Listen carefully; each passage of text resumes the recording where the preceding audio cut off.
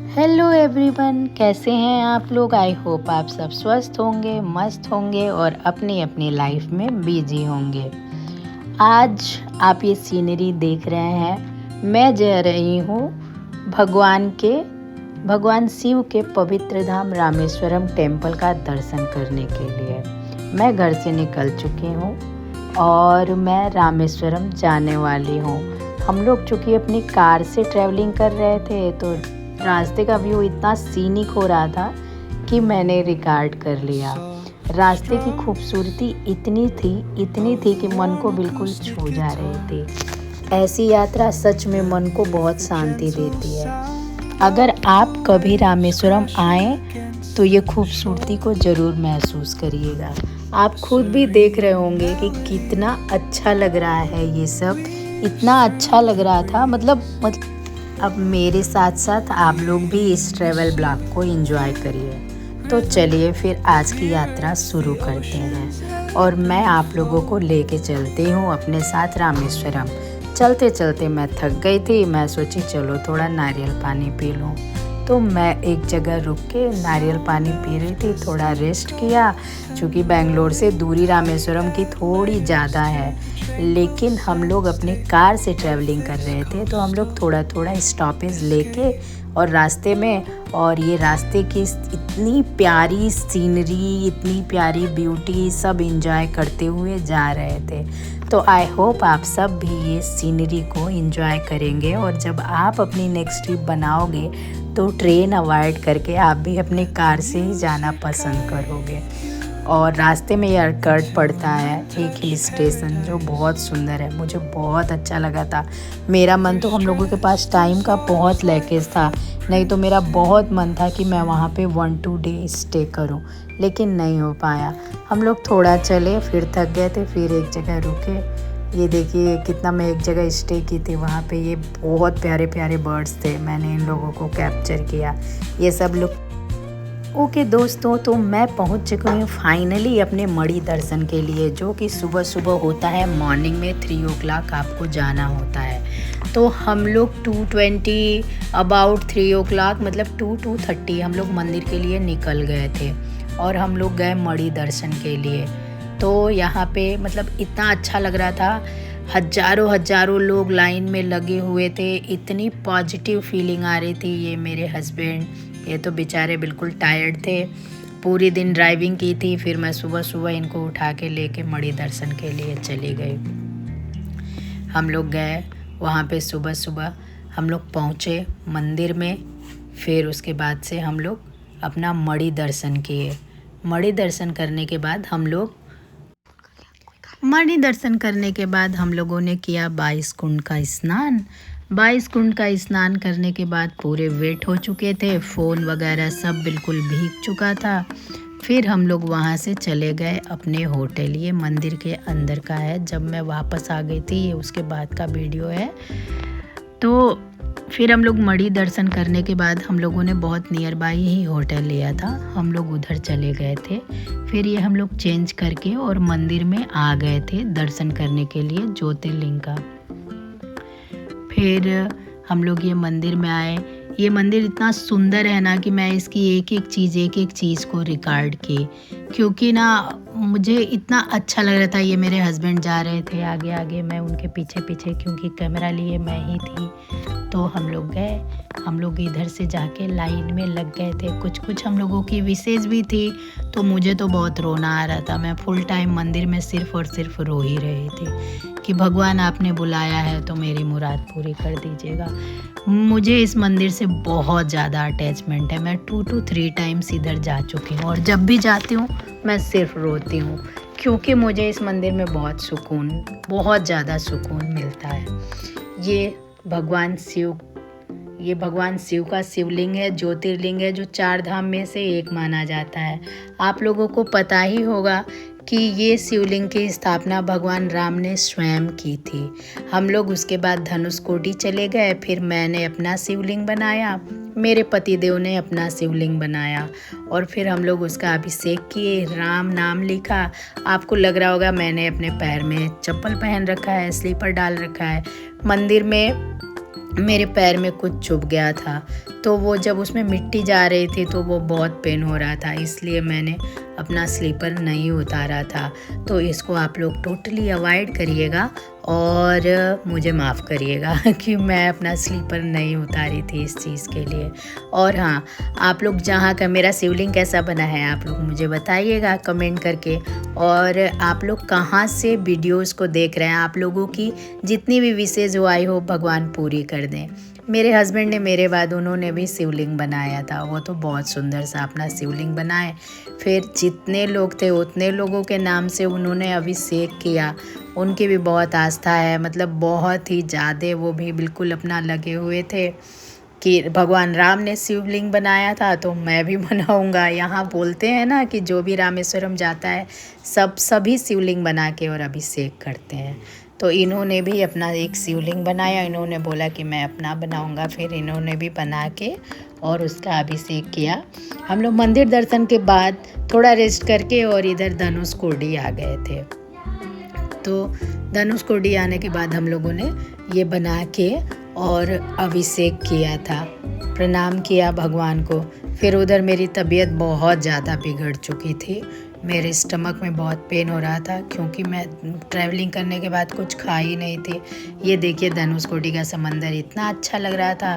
फिर मैं इधर उधर थोड़ा रेस्ट करने के बाद जाके मेरे हस्बैंड बोले चलो फ़ोटो लेते हैं। तो मैं ये खड़ी होके फ़ोटो ले रही थी। इतनी वेव, इतनी मतलब वहाँ पे इतनी हवा तेज़ चल रही थी वो समुंदर के किनारे, तो वो मतलब बिल्कुल एक सारी चीज़ें अनकंट्रोल थी। और मैं उसी साइड खड़ी भी थी जिधर से हवा आ रही थी अपोजिट डायरेक्शन में। इसके बाद निकलते निकलते मैं आपको दिखा ये पूरा राम सेतु इतना सुंदर है। शायद मैंने अच्छे से कैप्चर नहीं किया है। आई होप कि आप सब गए ही होंगे, आप लोगों ने देखा होगा। आप लोग कमेंट करके बताइएगा कि मैंने क्या चीज़ रिकॉर्ड नहीं की है। हालांकि मैंने बहुत सारी चीज़ें नहीं रिकॉर्ड की क्योंकि मेरी तबीयत बिगड़ गई थी, मेरे स्टमक में पेन हो रहा था। मैं जाके और एक जगह पे बैठ गई थी। ये बहुत सुंदर है धनुषकोडी, बहुत सुंदर है धनुषकोडी, बहुत ज़्यादा अच्छा, बहुत सूदिंग। फिर हम लोग यहाँ से अपने होटल आ गए थे। ये इवनिंग का व्यू है मेरे होटल के सामने का। तो यहाँ से ना कुछ देवी की यात्रा निकल रही थी इवनिंग टाइम में, और सब इतने ओवर एंथुजियास्टिक थे ना वो टाइम पे। ये इतना सुंदर, देखो ये देवी का रथ निकल रहा था और सभी मतलब क्या बोलूँ मैं, वहाँ पे इतना अच्छा, इतने कल्चर्ड, सब अध्यात्म से ऐसे जुड़े हुए हैं कि वहाँ पे छोटी छोटी चीज़ें भी लग रही थी। ऐसा सब कण कण में भगवान है, सब पे शिव की महिमा है, सब पे शिव का मतलब आशीर्वाद है। मुझे तो हर चीज़ वहाँ की, एक होता है ना जब आप बहुत ज़्यादा पॉजिटिव हो जाते हैं तो आपको पत्थर में भी भगवान दिखते हैं, तो मेरे साथ एक ऐसा ही है उस जगह से अटैचमेंट।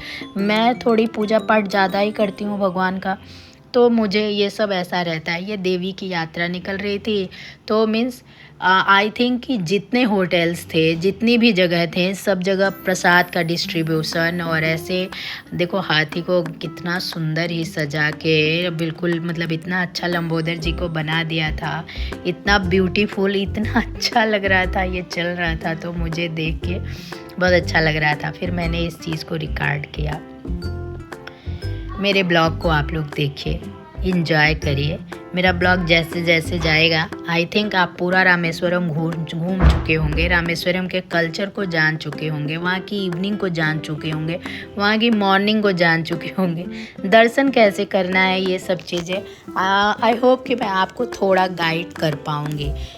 अगर आप ट्रेन से जाते हैं, अगर आप बस से जाते हैं, या फिर अगर आप मतलब स्वयं खुद की गाड़ी से जाते हैं, तो आई थिंक अगर आप खुद की कार लेके जाओगे तो वो चीज़ें ज़्यादा ईजी है। लेकिन अगर आप नियर बाई से हो तो अदरवाइज़ तो वहाँ पे बहुत सारे व्हीकल्स वैसे ही अवेलेबल होती है, और आपकी यात्रा को वैसे ही उन लोग बहुत ईजी कर देते हैं, क्योंकि वहाँ पे सभी बहुत हम्बल और बहुत ज़्यादा हेल्पिंग नेचर के होते हैं। वहाँ के पंडित जी लोग भी इवन बहुत हेल्प करते हैं, पूछना किस चीज़ के लिए आए आप लोग, कौन सी पूजा है, कैसे है, वहाँ पे सब एक दूसरे को गाइड करते रहते हैं। और भक्तों का तो ऐसे जमावड़ा लगा हुआ है वहाँ पे, सब अपनी अपनी आस्था से वहाँ पे गए हैं। भगवान हर किसी की मुराद को पूरी करिएगा।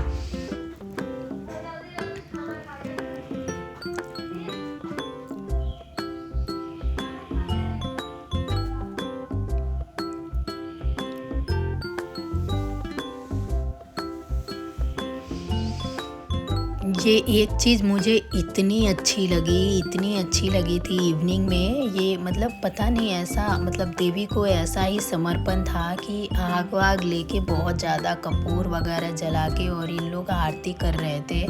और लोग हैं ना, इन लोगों के पीछे पीछे जा रहे थे इन लोग के साथ। ये पूरे बॉडी में पूरा टर्मरिक लगा के और ऐसा मतलब माता रानी की आरती हो रही थी। इतनी अच्छी इवनिंग थी ना, मतलब एकदम गूज बम्प्स हो रहे थे ये सब देख के, बहुत अच्छा लग रहा था। मैं आप लोगों को स्लो करके, आई थिंक मैंने वीडियो में कुछ भी एडिटिंग नहीं की है, कुछ भी डिलीट नहीं किया है, सिर्फ इसलिए कि जिन लोग जा चुके हैं उन लोगों के लिए तो ठीक है, मीन्स ये ब्लॉग ऐसे ही होगा।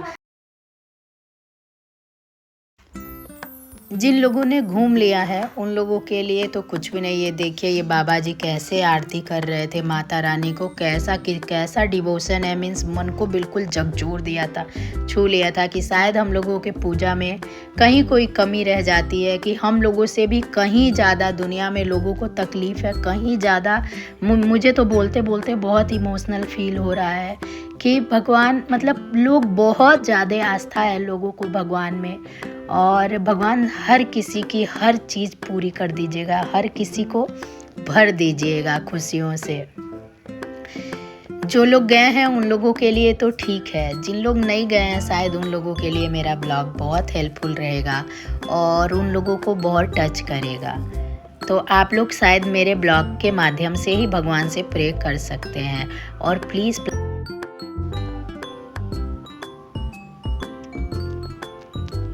जय माता रानी।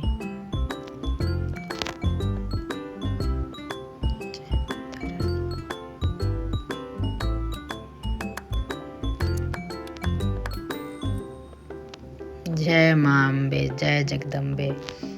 ये सब देख के बहुत गूज बम्स हो रहे थे मेरे, बहुत गूज बम्स हो रहे थे मेरे। मैंने ये सब सिर्फ़ और सिर्फ मूवी में देखा था।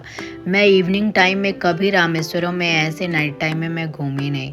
जिस दिन वो देवी की यात्रा निकल रही थी मैं वो बस टेम्पल के बाहर ही खड़ी थी, क्योंकि मैं दर्शन वर्शन करने के बाद मुझे दोपहर में थोड़ा पेन, बहुत क्रैम्स आ रहे थे, तो मैं थोड़ी सी परेशान हो गई थी। अदरवाइज़ मैं बाद में ठीक हो गई। फिर मैं जाके और मंदिर में बैठी हुई थी। शाम में जो मंदिर का पश्चिम द्वार है ना, तो वो ओपन रहता है इवनिंग में। मंदिर अंदर से क्लोज हो जाता है, लेकिन थोड़ा अंदर से वो जो शॉप वगैरह है वो ओपन रहती है। तो मैं उधर ही जाके थोड़ा 1 घंटे तक मंदिर पे बैठी हुई थी।